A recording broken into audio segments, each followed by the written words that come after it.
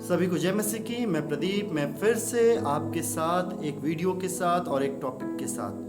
मैं आप सभी का धन्यवाद करता हूँ। परमेश्वर ने हमें और आपको हर बीमारियों से, हर मुसीबतों से बचा कर रखा है। अगर आप देखते हैं, न्यूज़ देखेंगे, कोई ना कोई इस दुनिया को छोड़कर जाता है, कोई एक्सीडेंट के थ्रू जाता है, कोई किसी भी तरह जो है इस दुनिया को छोड़ देता है। लेकिन मैं परमेश्वर का धन्यवाद देता हूँ, परमेश्वर के वचन का कलाम का धन्यवाद देता हूँ कि हमें उसने आपको बचा कर रखा। क्योंकि कहता है जो भी लोग उस पर विश्वास करते हैं, परमेश्वर का वचन कहता है जैसे मुर्गी अपने बच्चों को संभाल कर रखती है, वैसे परमेश्वर हमें और आपका संभाल कर रखा। आइए हम अपने वीडियो को कलाम को स्टार्ट करते हैं। तो आज का जो मेरा टॉपिक है कि सच्चा पड़ोसी कौन है, आपका पड़ोसी कौन है, इस चीज़ के ही बारे में आज हम बात करेंगे। जब परमेश्वर इस दुनिया में था 2000 साल पहले, जब परमेश्वर प्रचार करता था, कलाम को बताता था, तो उस समय लोग, बहुत सारे ऐसे लोग थे जो कि परमेश्वर की एक परीक्षा लेने की वजह से उन्होंने पूछा कि हे गुरु, हमें क्या है, अनंत जीवन का वारिस होने के लिए मैं क्या करूं।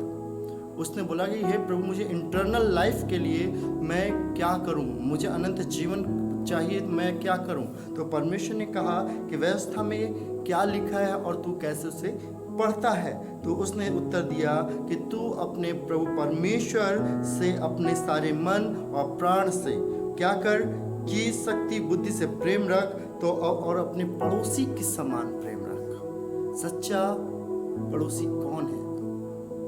परमेश्वर का सच्चे मन, विश्वास, शक्ति, प्रेम और सच्चे अपने पड़ोसी से प्रेम रख। तो सच्चा क्या है? तो होना स्वर्ग का वारिस हो सकता है, अनंत जीवन का वारिस हो सकता है। कौन? परमेश्वर वचन कहता है। तो उसने बोला है, अपनी आप को धार्मिकता दिखाने के लिए, पवित्र दिखाने के लिए कहा, मैं हर एक उस वचन को पालन करता हूँ जो कि व्यवस्था की पुस्तक में लिखा है। मैं अपने माता पिता का आदर करता हूँ, मैं हर एक वो काम करता हूँ जो कि वो उस व्यवस्था में, मूसा की दी गई व्यवस्था में लिखा हुआ है। तो इसी चीज़ को परमेश्वर ने उससे एक जवाब पूछा, उसने उससे एक आंसर, एक क्वेश्चन किया कि तू मुझे इसका जवाब बता कि तेरा पड़ोसी कौन है। तो इसके बारे में हम देखेंगे लूका रचित सुसमाचार उसका 10 अध्याय 25 पद में। यहाँ पे परमेश्वर ने उस व्यक्ति व्यवस्थापक से क्या किया? उसने व्यवस्थापक ने परमेश्वर से क्वेश्चन किया कि हे गुरु, मुझे अनंत जीवन का वारिस होने के लिए मैं क्या करूं। तो परमेश्वर ने कहा, एक उदाहरण लिया जो कि यहाँ पे लिखा हुआ है कि 30 में लिखा है, यीशु ने उसे उत्तर दिया कि एक मनुष्य था। उससे दृष्टांत में, उदाहरण में परमेश्वर ने उसे उत्तर दिया कि एक मनुष्य था जो कि वो रास्ते से जा रहा था, और उस वक्त वह जाते जाते जब वो रास्ते में पहुंचा तो उसे लोगों ने, डाकुओं ने क्या किया, उसे लूटने की वजह से उसे अधमरा क्या किया, उसे मारा, पीटा और रास्ते पे अधमरा छोड़कर चले गए। इस चीज को परमेश्वर ने उस व्यक्ति को बता रहा है कहानी के माध्यम से, कि समझाना चाह रहा है कि एक व्यक्ति था जो कि यरूशलेम से जा रहा था, बीच रास्ते में गुंडे मिले, उसे क्या किए, मारे, पीटे, लूटने की वजह से उसे अधमरा छोड़ा और वह छोड़कर चले गए। तो परमेश्वर ने कहा, एक क्या है, याजक है जो कि उसी रास्ते से होता हुआ जा रहा था। उसने देखा उस मनुष्य को, और देखने के बाद उसके बगल से होते हुए चला गया। उसने उस मनुष्य के ऊपर दया नहीं दिखाई, उसके बगल से होते हुए वो मनुष्य चला गया। उसके बाद उसी तरफ से फिर एक आदमी आया, और एक जिसका नाम लेवी इस वचन में दिया गया है। लेवी मनुष्य जो था वह जा रहा था, उसने क्या किया, उसे देखा कि वो आदमी मरा है, अधमरा पड़ा है, लेकिन वह जो है उसे देखते हुए उस रास्ते से उस पर कोई भी दया नहीं दिखाई, उसने ना छुआ ना कुछ किया, उसे कतरा कर उसके बगल से होकर चला गया। और उसके बाद एक सामरी मनुष्य जो कि अपने गधे को लेकर जो जा रहा था, उसने उस मनुष्य को देखा जो कि अधमरा पड़ा हुआ था।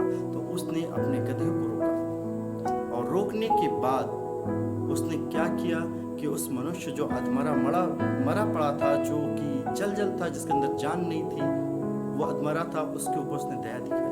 वह उतरा, अपने उस गधे पे से क्या किया, जो भी उसके पास सामान था, घाव पे पट्टी उट्टी बांधने के लिए उसने बांधा, और बांधने के बाद उस जो सामरी है, जो कि उसने क्या किया कि पट्टियां बांधने पर उसके घाव पे क्या है, तेल डाला। तेल डालने के बाद पट्टी बांधी और उसे अपने गधे पर बिठाकर उसे वहाँ सराय में ले गया, जहाँ पे मेडिकल सिस्टम था, जहाँ पे इलाज होता था। ले जाने के बाद वहाँ पर उसने कहा कि इस मनुष्य का इलाज करो और जितने भी पैसे लगते हैं वो पैसे मैं जब लौटूंगा तो मैं तुम्हें दे दूंगा। तो उस समय उसका सच्चा पड़ोसी कौन था?